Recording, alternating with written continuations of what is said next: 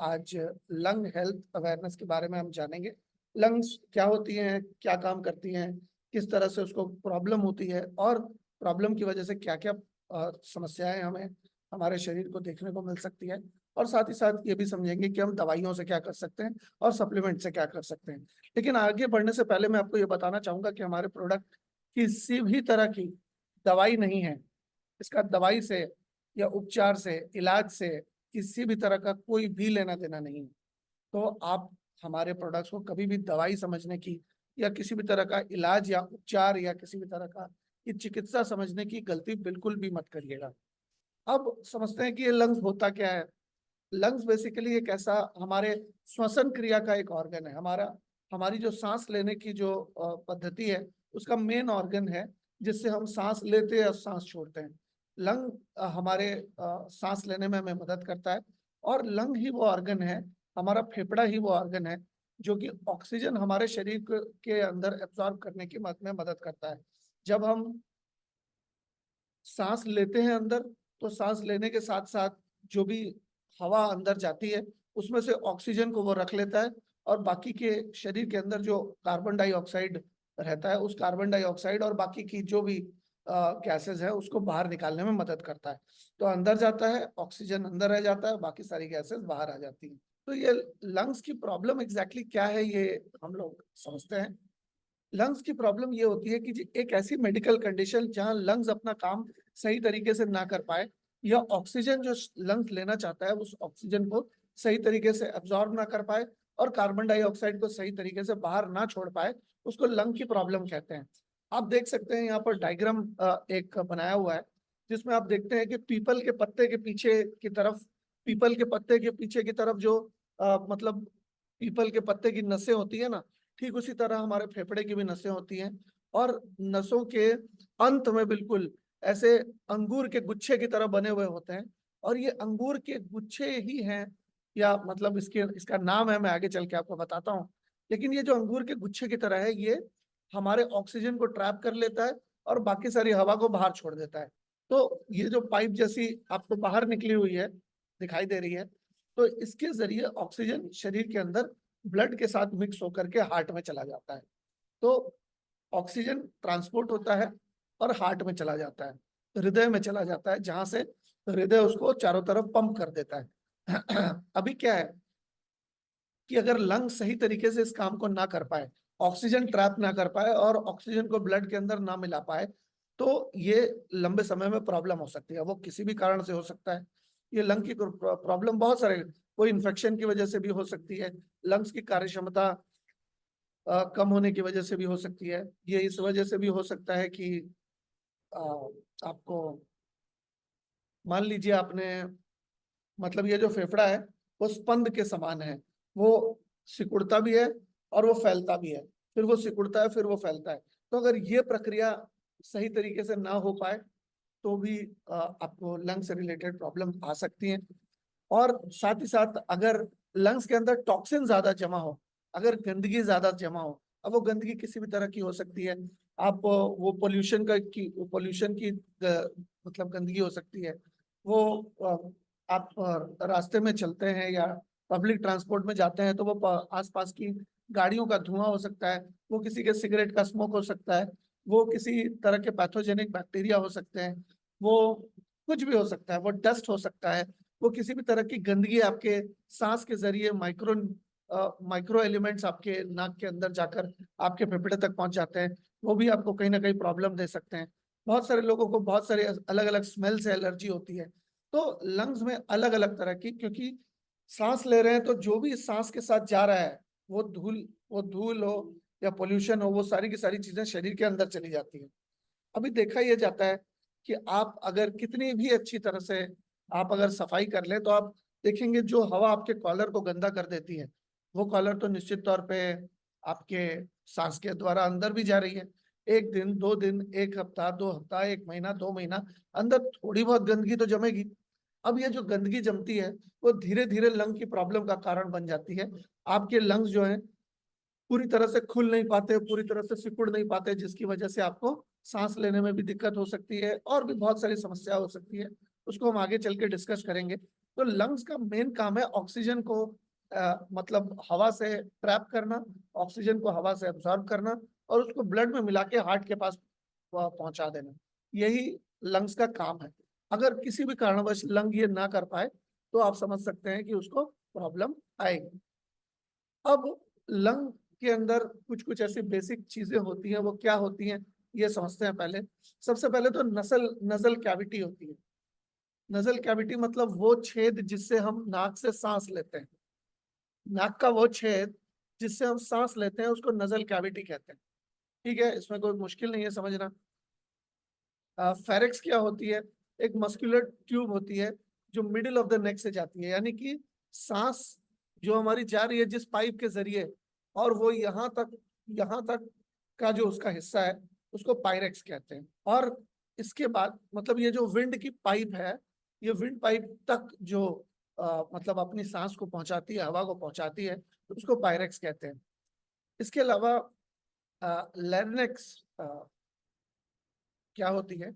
ये होती है कि एक एक हॉलो ट्यूब होती है जो नेक के बिल्कुल बीचों बीच से जाती है और ट्रैकिया के बिल्कुल ऊपर होती है, जिसको हम विंड पाइप भी कह सकते हैं।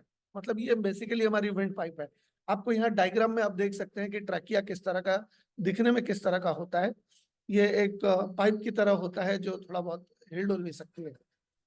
अब ट्रैकिया क्या होता है? ट्रैकिया होती है वो लंबी ट्यूब जो लाइनेक्स से लैरिंक्स से आपके ब्रोंकाई तक सांस को लेकर के जाती है। आप देखेंगे कि अमूमन ये जो लंबी डंडी है वो फिर लंग्स के अंदर जाकर भी एक मतलब बड़ी नस होती है जिससे बाकी की सारी सब नसेस डिवाइड होती है। तो जो छोटी छोटी मतलब ये हैं, मतलब जो पीपल के पत्ते के पीछे वो वेन्स होती है ना, नसें होती है नसें, तो वैसी छोटी छोटी नसें जो होती है उसको ब्रोंकाई कहते हैं। और उस नसों के जो एंड है वो जो अंगूर के गुच्छे की तरह नजर आ रहे थे पिछले इमेज में, उसको एल्वियोलाई कहते हैं। एल्वियोलाई का ही काम है कि वो ऑक्सीजन को ट्रैप करे और बाकी के सारी चीजों को बाहर फेंक दे। अब मान लीजिए किसी भी कारणवश एल्वियोलाई के ऊपर अगर किसी भी तरह का बलगम जम गया, एल्वियोलाई के ऊपर किसी भी तरह का इन्फेक्शन हो गया, तो वो सही तरीके से ऑक्सीजन को नहीं ट्रैप कर पाएगा। ऑक्सीजन को नहीं ट्रैप कर पाएगा तो आपका शरीर तो ऑक्सीजन मांगेगा। आपका शरीर को तो ऑक्सीजन चाहिए।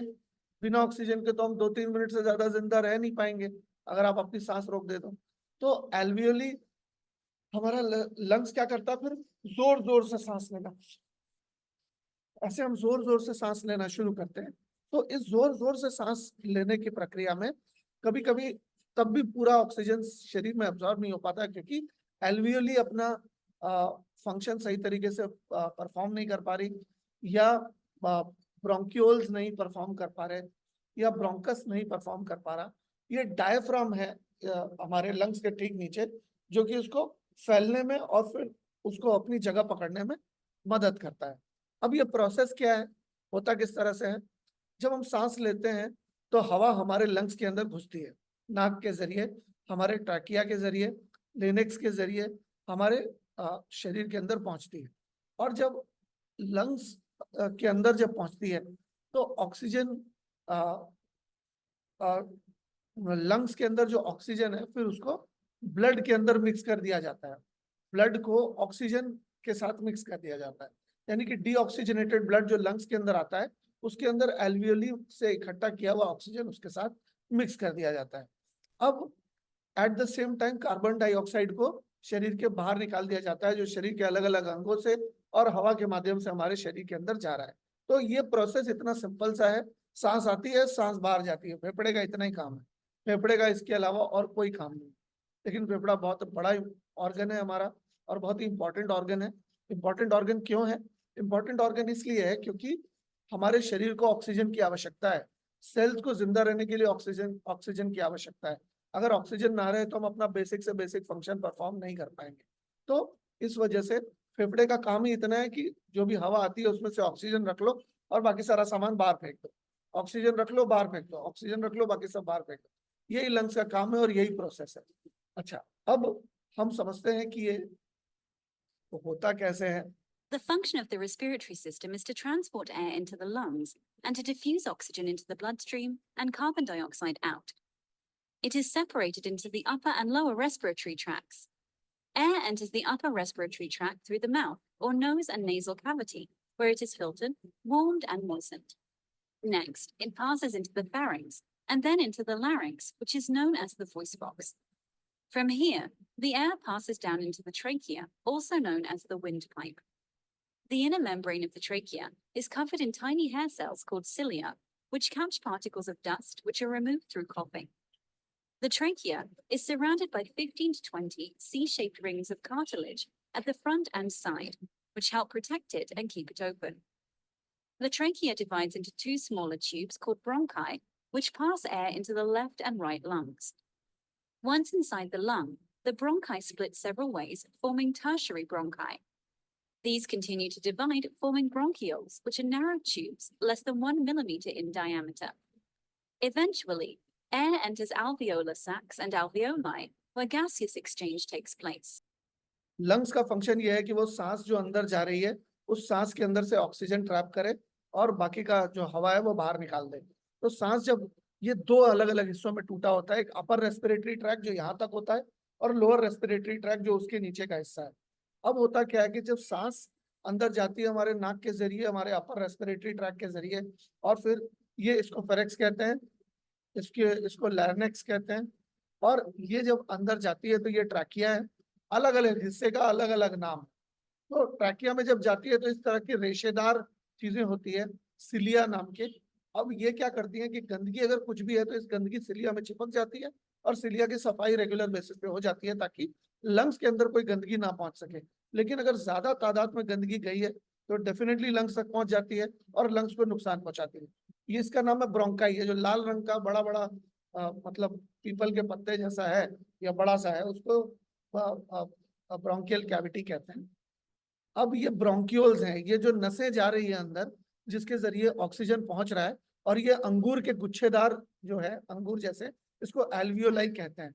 अब ऑक्सीजन जब जाता है अंदर तो ऑक्सीजन एल्वियोली के जरिए एब्जॉर्ब होता है और फिर डीऑक्सीजनेटेड ब्लड में, यानी कि वो जिसमें ऑक्सीजन नहीं है जिस रक्त में, उस रक्त में एल्वियोली मिक्स कर देता है उसमें ब्लड के अंदर ऑक्सीजन, और हार्ट के पास भेज देता है ताकि हार्ट उसको चारों तरफ पंप कर सके। हार्ट का काम सिर्फ पंप करना है, लेकिन लंग्स का काम क्या है? ऑक्सीजन को लेना, ऑक्सीजन को ब्लड के अंदर मिक्स करना, और इस प्रोसेस में ही बहुत सारे फ्री रेडिकल्स पैदा होते हैं जो कि हमारे सबसे ज्यादा नुकसान पहुंचाते हैं हमारे लंग्स को, क्योंकि वो लंग्स में ही फ्री रेडिकल सबसे ज्यादा बनते हैं। तो ये तो हमारा प्रोसेस हो गया। अब हम थोड़ा आगे चलते हैं, क्या क्या प्रॉब्लम्स हैं जो कि आपको लंग्स की वजह से हो सकती है। एस्बेस्टोसिस नाम की एक बीमारी होती है। ये अगर एस्बेस्टोस फाइबर आपके किसी भी कारणवश आपके लंग्स के अंदर चला गया, तो प्लूरल टिश्यू के अंदर चला गया, तो ये एक तरह की बीमारी है, और ये एक तरह से देखा जाए तो लाइलाज बीमारी, इसका कुछ खास किया नहीं जा सकता। सिम्टोमेटिक रिलीफ इसमें दी जा सकती है, लेकिन मेडिकल साइंस में इसका कोई इलाज नहीं। एस्थमा हो सकता है, ये बहुत आम बीमारी है, इसके बारे में आपने अमूमन सुना होगा। एयरवेज हमारे जो हैं वो टाइटन हो जाते हैं, मतलब जिस रास्ते से हमारी ये सांस जाती है, हमारी मतलब नाक के अंदर हवा जाने वाली जो हवा है वो जो जाती है, वो उसका जो पैसेज है अंदर जाकर वो जिन नसों से और जिन सब नसों से वो ऑक्सीजन मिक्स होगा, वो इतनी सख्त हो जाती है, इतनी कड़ी हो जाती है कि वो सही तरीके से ऑक्सीजन को एब्जॉर्ब करके शरीर के पास नहीं भेज पाती है, जिसकी वजह से बहुत ज्यादा सांस फूलता है, सांस में लेने में दिक्कत होती है। तो ये समस्या अस्थमा में होती है। क्यों होती है? उसका कारण है नसों का, मतलब जो नसें ऑक्सीजन पहुंचा रही है एल्वियोलाई तक, वो उन नसों का कड़ा हो जाना। अगर वो नसें कड़ी हो जाती है तो आपको अस्थमा हो जाता है। अलग अलग जगह पर, क्योंकि अलग अलग हिस्से हैं, तो जिस हिस्से में जो प्रॉब्लम होगी उसकी समस्या अलग है। ब्रोंकियाटाइटिस करके एक समस्या होती है। ये आपके जो धमनियां और सिराएं हैं, जो अंदर जो वो धमनियां और सिराएं जो ऑक्सीजन पहुंचा रही है आपके एल्वियोलाई तक या आपके ब्लड तक, वो जब इन्फ्लेमेट हो जाती है या आपके फेफड़े जो है फूल जाते हैं, सूजन आ जाती है उस फेफड़े के अंदर, तो इसको ब्रोंकियाटाइटिस कहते हैं।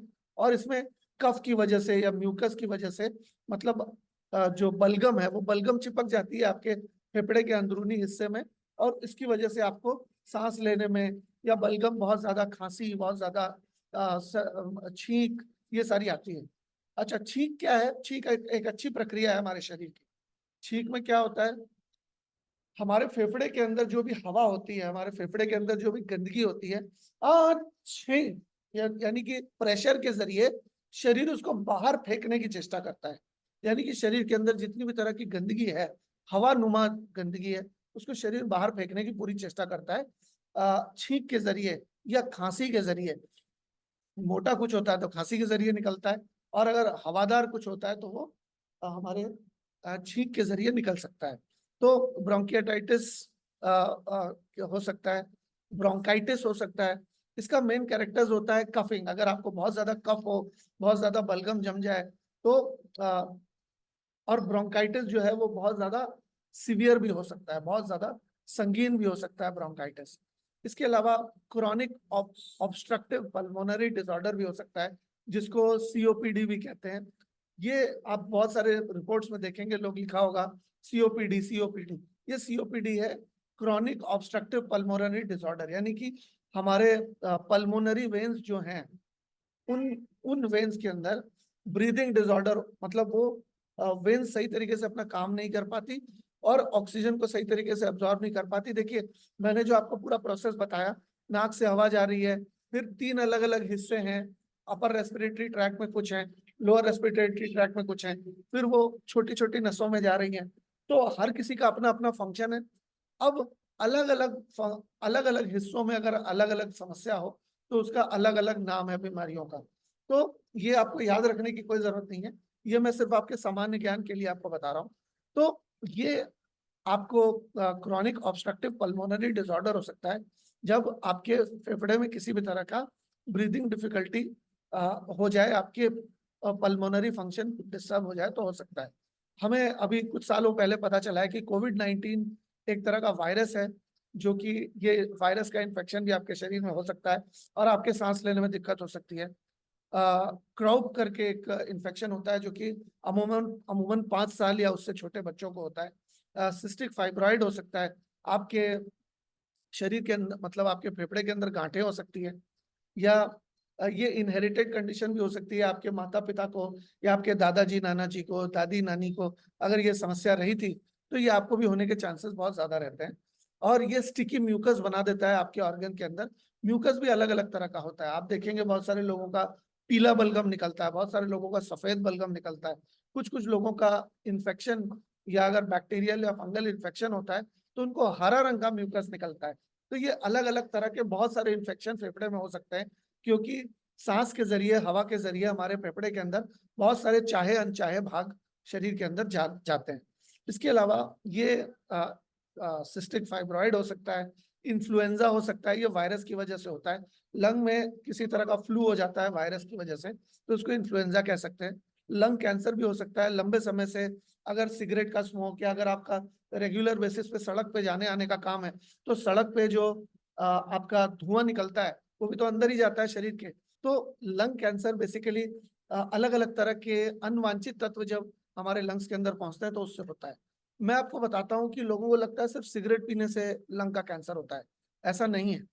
आप देखिए कि हमारे घर में हम मॉस्किटो कॉइल का व्यवहार करते हैं, हमारे घर पे हम मॉस्किटो के लिक्विडेटर का व्यवहार करते हैं, जहाँ पर वो खुशबू वाला, मतलब ये छोड़ता है ताकि मच्छर ना आए। तो आप खुद सोचिए कि अगर वो लिक्विडेटर मच्छर के लिए जहर है तो हमारे लिए भी कोई अमृत तो है नहीं। तो आपको ये सोचने की जरूरत है कि ऐसी जितनी भी अनवांछित चीजें हैं जो आपके शरीर के अंदर जाएगी तो वो आपको दिक्कत पैदा कर सकती है। तो ये लंग कैंसर का कारण हो सकता है, सिर्फ सिगरेट का स्मोक नहीं, किसी भी तरह का धुआं हो सकता है। वो आपके मतलब गाड़ियों का धुआं हो सकता है, कुछ भी हो सकता है। मिसोथीलियोमा नाम की एक समस्या हो सकती है जो कि एक तरह का कैंसर ही है, जो कि आपके एस्बेस्टोस फाइबर की वजह से आपके शरीर में हो सकता है। आपको याद होगा अभी थोड़ी देर पहले मैंने एस्बेस्टोसिस के नाम से एक चीज बताई थी। जब एस्बेस्टोसिस आगे बढ़ जाता है और कैंसर का रूप ले लेता है तो उसको हम लोग कह सकते हैं मेसोथीलियोमा कह सकते हैं। फिर निमोनिया हो सकता है बहुत सारे लोगों को। निमोनिया क्या होता है? निमोनिया एक लंग का एक ऐसा इन्फेक्शन है जो कि आपके लंग्स के अंदर पानी भर भर देता है, आपके लंग्स के अंदर पानी भर जाता है। बहुत सारे लोग इसकी शिकायत करते हैं कि हमारे फेफड़े में पानी भर गया है जी, हमें क्या करना होगा। तो वो जो फेफड़े में पानी भरना है वो निमोनिया उसको कह सकते हैं। इसके लिए हॉस्पिटलाइज करने की जरूरत पड़ती है। आप अगर किसी को ऐसा निमोनिया या इस तरह की समस्या हो गई है तो आप कभी भी ये मत सोचिए कि सप्लीमेंट देते हैं देखते हैं क्या होगा, क्योंकि कुछ कुछ सीरियस मेडिकल कंडीशंस होती हैं जिसको सीरियस मतलब आपातकालीन स्थिति कही जाती है उसको, और उसको आपातकालीन इलाज की जरूरत पड़ती है। तो आप कभी भी ये मत सोचिए कि भाई कुछ भी हो गया तो हम सप्लीमेंट दे के देखते हैं। कभी कभी ऐसे कुछ क्रॉनिक केसेस में अगर हम सिर्फ सप्लीमेंट देते हैं और मेडिकल इलाज नहीं करते तो लेने के देने पड़ सकते हैं। इसके अलावा पल्मोनरी फाइब्रोसिस हो सकता है।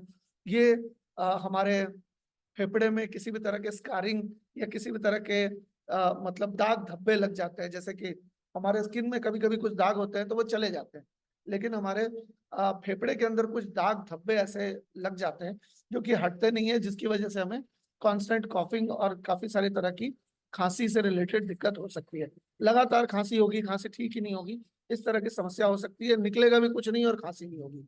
अच्छा, और खांसते खांसते आप परेशान हो जाएंगे। पल्मोनरी फाइब्रोसिस उसे कहते हैं। पल्मोनरी नोड्यूल्स नाम का एक समस्या होती है जो कि आपके पेनिकन होती है। ये कैंसरस होती नहीं है अमूमन, लेकिन ये आपके मतलब छोटी छोटी नोड्यूल्स आपके निकल जाते हैं। ये फुंसी या मुहासे की तरह आप कह सकते हैं। सिंसिटल वायरस, ये भी एक तरह का वायरस होता है। ये रेस्पिरेटरी इन्फेक्शन खास करके बच्चों में और बड़ों में भी ये रेस्पिरेटरी इन्फेक्शन हो सकता है। ट्यूबरकुलोसिस हो सकता है बहुत सारे लोगों को। ये भी लंग का एक तरह का इन्फेक्शन होता है, लेकिन ये शरीर के दूसरे हिस्सों में भी फैल सकता है। ये ट्यूबरकुलोसिस की जो समस्या है वो आपके दूसरे ऑर्गन्स को भी अफेक्ट कर सकती है, आपके फेफड़े के साथ साथ। अब हम समझते हैं कि दवाइयां जो हम लेते हैं वो दवाइयां क्या करती है। मूल तौर पे, मोटे तौर पे, फंडामेंटल तौर पे ये दवाइयां दो चीजें करती है। सबसे पहला, ये हमें टेम्पररी रिलीफ प्रोवाइड करती है इन्फेक्शन को दबा के। आप देखिए कभी भी आप दवाई लेते हैं किसी भी तरह की तो वो सप्रेशन के प्रिंसिपल पे बेस्ड होती है। वो प्रॉब्लम को दबाने में या प्रॉब्लम को कुछ देर के लिए शांत कर देने का काम करती है, लेकिन कभी भी वो आपातकालीन स्थिति को तो एड्रेस कर लेती है, लेकिन कभी भी वो अल्टीमेटली पूरे प्रॉब्लम को सॉल्व करने के लिए काम नहीं आती। तो दूसरा क्या फंक्शन है जो कि हमारे दवाइयाँ जो कि मार्केट में मिलती हैं, जो डॉक्टर्स प्रिस्क्राइब करते हैं, उन दवाइयों का वो क्या होता है बेसिकली। देखिए दवाइयाँ बहुत कुछ करती हैं, मैं आपको सिर्फ बेसिक बेसिक बता रहा हूँ, क्योंकि अगर मैं आपको बहुत गहराई में बताऊंगा तो वो सारी चीजें आप सुन तो लेंगे, लेकिन वो सारी चीजें आप किसी को बता नहीं पाएंगे। तो मैं आपको ऐसी लैंग्वेज में बता रहा हूँ ताकि आप किसी और को जाकर भी ये प्रोसेस जो है बता पाए। अब क्या है कि टेम्परेरी डायलेशन हमारे मतलब ये जो फेफड़े वाला पूरा प्रोसेस है, तो आपने देखा था कि वो हमारे फेफड़े के अंदर बहुत सारी नसें और नसों के बाद भी उसकी भी नसें, फिर उसके बाद की भी नसें मौजूद है। ये नसें मैं आपको समझने में सुविधा हो इसके लिए बोल रहा हूँ। जैसे पीपल के पत्तों के पीछे नसें होती है, तो ये नसें क्या करती है कि दवाइयों के जरिए उसको डायलेट कर देती है, उसको चौड़ा कर देती है। उसके अंदर का स्पेस अगर कम हो तो सही तरीके से ऑक्सीजन अंदर नहीं जा पाता और ब्लड में नहीं मिक्स हो पाता।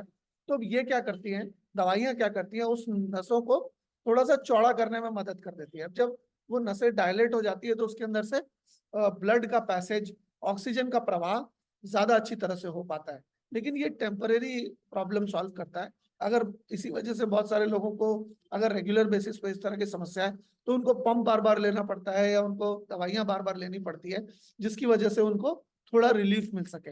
लेकिन वो आपातकालीन स्थिति में ही काम आती है। लेकिन लंबे समय में अगर आप अपने लंग्स को हेल्दी रखना चाहते हैं तो आप रेनेटस के प्रोडक्ट्स का इस्तेमाल कर सकते हैं। रेनेटस की कौन से प्रोडक्ट का आप इस्तेमाल कर सकते हैं? आप रेनेटस नोवा का इस्तेमाल कर सकते हैं, आप इम्यूजैन का इस्तेमाल कर सकते हैं, लेकिन जो सबसे बेस्ट प्रोडक्ट है आपके फेफड़े के लिए वो है काढ़ायु। काढ़ायु आपके फेफड़े का स्पेशलिस्ट है। वो क्या करता है, आपके अपर रेस्पिरेटरी ट्रैक में गंदगी नहीं जमने देता, लोअर रेस्पिरेटरी ट्रैक में गंदगी नहीं जमने देता, और भी क्या क्या फंक्शंस परफॉर्म करता है। खास करके काढ़ायु, ये मैं आपको बताता हूँ। माइक्रो न्यूट्रिएंट्स उसके अंदर बहुत सारे होते हैं, उसमें 18 प्रकार की वनस्पतियां होती हैं जो कि आपके सिस्टम में मतलब सफाई करने के लिए पूरी की पूरी अच्छी भूमिका निभाती है और एक अच्छा माहौल वहां बनाती है, एक ताकि किसी भी तरह का बैक्टीरिया, किसी भी तरह का फंगाई वहां पर कोई भी प्रभाव ना डाल सके। तो और साथ ही साथ उसको क्लीन करने में भी मदद करती है, उसकी अच्छी हेल्थ रखने में भी मदद करती है। वो डिटॉक्सिफाई करती है केमिकल टॉक्सिन को। आपका शरीर जो है नॉर्मल गंदगी को तो शरीर के बाहर निकाल देता है, लेकिन जो रासायनिक गंदगी है, जो केमिकल वेस्ट है, उस केमिकल वेस्ट को शरीर बाहर नहीं निकाल पाता, क्योंकि शरीर नेचुरल है, और जो अननोन केमिकल अंदर जाता है उसको वो पहचान भी नहीं सकता, और उसकी ताकत इतनी ज्यादा होती है कि शरीर से बाहर निकालने में उसको ऊर्जा बहुत ज्यादा खर्च होगी। तो काढ़ायु क्या करता है कि हमारे अपर रेस्पिरेटरी ट्रैक में और लोअर रेस्पिरेटरी ट्रैक में, या हमारे फेफड़े में, हमारे जो भी सिस्टम मैंने आपको बताया पूरा का पूरा श्वसन क्रिया का, रेस्पिरेटरी सिस्टम का, उसको पूरी तरह से क्लीन करने का काम करता है। केमिकल टॉक्सिन्स को भी हटाता है, नॉर्मल वेस्ट को भी हटाता है, धूल के कणों को भी हटाता है, या जिस भी तरह का जो भी पोल्यूशन या धुएं से या किसी भी तरह से आपको समस्या हुई है उसको शरीर से हटाने में मदद करता है। माइक्रो ऑर्गेनिज्म जो है, जैसे फंगाई या किसी भी तरह का बैक्टीरिया, वायरस, उसको शरीर से दूर रखने में मदद करता है, और अच्छी लंग हेल्थ को सपोर्ट करता है। लंग्स को हेल्दी रखने के लिए जो माहौल चाहिए उस माहौल को बनाने में सपोर्ट करता है। इम्यूनिटी को बूस्ट करता है, ऑक्सीजन एब्जॉर्प्शन बढ़ाकर। ऑक्सीजन को एब्जॉर्ब करने की जो क्षमता है, ऑक्सीजन को जो ग्रहण करने की क्षमता है, उसको काढ़ायु काफी हद तक बढ़ा सकता है। उसको कुछ हद तक नोवा भी बढ़ा सकता है, उसको कुछ हद तक इम्यूजैन भी बढ़ा सकता है। लेकिन इम्यूजैन खास करके लंग्स के लिए नहीं बना है, नोवा खास करके लंग्स के लिए नहीं बना है, लेकिन जो हमारा काढ़ायु है वो बना ही लंग्स के लिए है। वो प्योरली लंग्स का काम करता है। हाँ, अगर मान लीजिए कोई बहुत अच्छा बैट्समैन है तो हो सकता है कुछ बॉलिंग भी कर ले, लेकिन उसका काम बॉलिंग करना नहीं है, उसका काम बैटिंग करना ही है, अगर वो बैट्समैन है तो। ठीक उसी तरह से जो काढ़ायु का काम है वो फेफड़े के ऊपर है। बाकी भी अलग अलग जगह पे अलग अलग चीजें छोटी बहुत थोड़ी बहुत परफॉर्म कर सकते हैं, क्योंकि उसमें प्राकृतिक वनस्पति बहुत अच्छे हैं, लेकिन उसका मेन काम हमारे फेफड़े के ऊपर है, मेन काम हमारे अपर एंड लोअर रेस्पिरेटरी सिस्टम के ऊपर है। इसके अलावा ये एक ऐसा क्लीन माहौल देती है लंग्स को, जिससे कि लंग्स बेहतर तरीके से अच्छी तरह से परफॉर्म कर पाती है, और एक अच्छा वातावरण मिलता है जिससे लंबे समय में वो कोई रोगग्रस्त ना हो जाए, कहीं कोई बीमारी ना लग जाए, और किसी भी अनवांछित तत्व को शरीर से बाहर रखने में काढ़ायु हमारी मदद करता है। तो ये रेनेटस के प्रोडक्ट इस तरह से हमारी मदद करते हैं शरीर को प्रॉब्लम होने से पहले शरीर को बचा के रखते हैं, और अगर प्रॉब्लम शरीर के अंदर किसी ना किसी कारणवश अगर पहले से हो चुकी है तो उसको दोबारा से शरीर की मदद करते हैं, उसको शरीर से बाहर निकालने में, उस शरीर को प्रॉब्लम रहित करने में इम्यूनिटी सिस्टम की मदद करते हैं। मैं दोबारा आपको बताऊंगा कि हमारे प्रोडक्ट किसी भी तरह की दवाई नहीं है, हमारा कोई दवाई से, चिकित्सा से, उपचार से कोई लेना देना नहीं है। हम बनाते हैं न्यूट्रिशन, और न्यूट्रिशन हमारी बॉडी को सपोर्ट करता है, और जो काम करना है वो हमारा इम्यूनिटी सिस्टम करता है अंदर जाके। प्राइमरी काम हमारा नहीं है, प्राइमरी काम इम्यून सिस्टम का ही है। अब क्या प्रिकॉशंस ले सकते हैं, या क्या हम अपने लंग्स को बचाने के लिए, अपने रेस्पिरेटरी सिस्टम को बचाने के लिए क्या क्या चीजें कर सकते हैं? आप ठंडा पानी अवॉइड कीजिए, क्योंकि आप जब ठंडा पानी पीते हैं तो ठंडा पानी के साथ साथ आपके अपर एंड लोअर रेस्पिरेट आपके खास करके अपर रेस्पिरेटरी ट्रैक में ठंडेपन की वजह से इन्फेक्शन होने का खतरा रहता है। हमारा जो ये वाला पूरा पोर्शन है ये बहुत सेंसिटिव है। अगर ठंडे पानी की वजह से अगर कोई भी मतलब अगर अंदर का तापमान ज्यादा रहता है, क्योंकि ज्यादा तापमान वाली जगह पे कीटाणु ज्यादा देर तक टिक नहीं सकते, इसी वजह से हम पानी को उबाल के पीते हैं, ताकि जब पानी को उबाले तो टेम्परेचर बढ़ने से उसके अंदर जो कीटाणु है वो मर जाए। शरीर के अंदर तापमान ज्यादा होने का कारण ही यही है कि शरीर के अंदर तापमान ज्यादा रहेगा तो बैक्टीरिया, फंगाई, यीस्ट, वायरस, ये सारे लोग ज्यादा सही तरीके से जिंदा नहीं रह पाएंगे। लेकिन जब हम ठंडा पानी पीते हैं तो उस गर्माहट को ठंडा कर देते हैं, और जब गर्माहट ठंडी होती है तो हमारा जो इश्यू है या जो प्रॉब्लम है वो धीरे धीरे बढ़ना शुरू होती है। इस वजह से जो लोग, बहुत सारे लोग पूछते हैं कि ठंडा पानी से पीना है, गर्म पानी से पीना है, तो ठंडा पानी तो भूल ही जाइए। रूम टेम्परेचर पानी, या सुषुम गर्म पानी, या गुनगुना पानी, या लूक वार्म वाटर आप कह सकते हैं। तो अमूमन लूक वार्म वाटर से लेना अच्छा रहता है कोई किसी भी चीज को, लेकिन आप नॉर्मल पानी से भी पियेंगे तो उसमें कोई नुकसान नहीं होगा। हाँ, काढ़ाई अगर आप ले रहे हैं तो आप लूक वार्म वाटर में या हॉट वाटर में लेंगे तो ज्यादा फायदा होगा। आप ठंडी तासीर का खाना अगर थोड़ा कम कर देते हैं, अगर आपको पहले से ही सर्दी जुकाम की प्रबलता है तो आप ठंडी तासीर का खाना जितना कम खाएंगे, या एटलीस्ट रात को जितना कम खाएंगे उतना आपको फायदा होगा। इसके अलावा क्लीन ग्रीन एनवायरनमेंट में रहें, आप हरे भरे वातावरण में रहें, कोशिश करें कि आप हरी जगहों पे ज्यादा जाएं, जहाँ पेड़ पौधे ज्यादा लगे हैं। वहां आप देखेंगे सांस आप अच्छी तरह से ले पाएंगे, अच्छी तरह से आपके फेफड़े सांस एब्जॉर्ब कर पाएंगे, ऑक्सीजन को एब्जॉर्ब कर पाएंगे। और ऑक्सीजन की क्वालिटी जितनी अच्छी होगी आपके शरीर में जाने वाली, उतना ग्रे हेयर आपके कम होंगे, उतने आपके शरीर में ऊर्जा रहेगी, उतना आपका स्टेमिना रहेगा, उतना सेक्सुअल पावर आपका स्ट्रांग रहेगा। आपको मैं बताऊं कि ये जो सेक्सुअल पोटेंसी है, वो पूरा का पूरा ऑक्सीजन के फ्लो का खेल है, ब्लड के फ्लो का खेल है। तो अगर ब्लड का फ्लो, अगर ऑक्सीजन का फ्लो आपके वाइटल ऑर्गन्स में या आपके जेनिटल्स में ज्यादा अच्छा होता है, ज्यादा अच्छी क्वांटिटी में होता है, तो आपको ज्यादा देर तक मतलब सेक्सुअल एनर्जीज आप इंजॉय कर पाएंगे। तो यहाँ पर भी आप देखेंगे, ब्लड के ऑक्सीजन अगर जाएगा ही नहीं फेफड़े में सही तरीके से, तो ब्लड उसको वाइटल ऑर्गन तक पहुंचाएगा कैसे, ब्लड उसको सेक्सुअल ऑर्गन तक पहुंचाएगा कैसे। तो आप देखिए कि बहुत सारे लोग एक साफ एनवायरनमेंट में नहीं रहते, जिसकी वजह से भी ये चैलेंजेस उनको आते हैं। अब मैं कहता हूं कि अगर आप दिल्ली के रहने वाले हैं और अगर आप महंगी सब्जी खरीदते हैं, ऑर्गेनिक सब्जी खरीदते हैं, तो आप सांस तो दिल्ली की हवा में ही लेंगे ना, सांस तो शहर की हवा में ही लेंगे। सांस लेने के लिए कोई स्विट्जरलैंड तो जाएंगे नहीं आप। तो आपको समझने की जरूरत है कि सांस तो आपको वहीं लेनी है जहां आप रह रहे हैं, और वहां पोल्यूशन है ही। तो अगर आप साफ माहौल में रह ही रहते हैं, तो आपको सप्लीमेंट की उतनी ही ज्यादा जरूरत पड़ेगी, क्योंकि जो काम हम पेड़ पौधों से करवाना चाह रहे थे, हवा को डिटॉक्सिफाई करवाना चाह रहे थे, वो काम अब हमारे फेफड़े को करना पड़ेगा। अगर हम पेड़ पौधे के आसपास नहीं रहते, तो काढ़ायु को ज्यादा फंक्शन करना पड़ेगा, और काढ़ायु का सेवन आपको ज्यादा करना पड़ेगा। इसके अलावा आप कभी कभी वेपर भी ले सकते हैं। जब आप वेपर लेते हैं तो गर्माहट अंदर जाती है, और गर्माहट वाटर वेपर के जरिए जब अंदर जाती है, तो उसमें जितना भी तरह का आप ऐसे करके करते हैं ना, मतलब मुंह को नीचे करके, तो शरीर के अंदर किसी भी तरह का विकार हो या किसी भी तरह का प्रॉब्लम हो, तो वो वाटर वेपर के जरिए काफी हद तक वो बाहर आ जाता है। और गर्मी बर्दाश्त नहीं कर पाते हैं, अगर कोई वायरस कोई बैक्टीरिया शरीर के अंदर गए भी हों अगर, तो वो नुकसान ज्यादा नहीं कर पाते। अगर आप हर कुछ कुछ दिन में वेपर ले लें, अगर आपको सर्दी जुकाम की प्रबलता ज्यादा है, तो आप सप्ताह में एक बार या सप्ताह में 2 बार ले सकते हैं। अगर आपको सर्दी जुकाम की प्रबलता नहीं है, तो 2 से 3 हफ्ते में आपको एक बार लंग्स को डिटॉक्सिफाई करना ही चाहिए। क्योंकि हम बाकी सारे, जैसे अगर हम वेपर लेते हैं या हम गर्म पानी पीते हैं, तो इससे हमारे अपर रेस्पिरेटरी ट्रैक में खास करके क्लीनिंग हो जाती है, सफाई हो जाती है। और हमें सफाई की तो कितनी जरूरत है आपको पता ही है। आप गर्म पानी का सेवन कर सकते हैं, आप प्रॉपर हाइजीन मेंटेन कर सकते हैं, साफ सफाई साफ सुथरे जगह पे जाइए, हाथ को हमेशा साफ रखिए रेनेटस हैंड वॉश से। अगर आप हैंड को साफ रखेंगे, तो हाथ ही हमारा नाक पे ज्यादा लगता है, अगर हाथ में कोई गंदगी हो तो जाने अनजाने में हमारे नाक के अंदर चली ही जाती है। तो आपको हाथ हमारे साफ रखने की जरूरत है, प्रॉपर हाइजीन मेंटेन करने की जरूरत है अपने शरीर की और अपने हाथों की।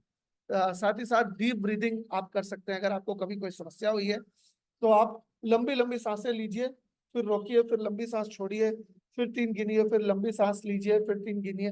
इस तरह से आप जब लंबी लंबी सांसें लेते हैं, तो ये आपके फेफड़े की एक्सरसाइज होती है। और फेफड़ा जितना मजबूत होगा, उतना लंबे समय तक आपको सर्विस देगा। साथ ही साथ कुछ ऐसे नेचुरल फूड्स हैं जो कि आप ले सकते हैं। आप देखेंगे कि अगर आप अदरक छोटा बारीक पीस काट के अगर आप उसको चबाते हैं, तो उससे आपके धमनियां और सिराएं जो है आपके लंग्स की, वो डायलेट होती हैं। और जब वो डायलेट होती हैं, तो आप सांस बेहतर तरीके से ले पाते हैं। ये हमारे दादी नानी के नुस्खों में भी हुआ करता था। और ये कहीं ना कहीं हमारे काढ़ायु के अंदर भी बहुत सारे इंग्रेडिएंट्स हैं, लेकिन कभी कभी किसी किसी इंग्रेडिएंट की जरूरत हमें ज्यादा पड़ती है, तो आप ऊपर से भी ले सकते हैं। अगर आप ये सारी चीजें करते हैं, तो आपके शरीर को लंबे समय तक सुरक्षा प्रदान हो पाएगी, फेफड़े से या फेफड़े से रिलेटेड कोई समस्या से।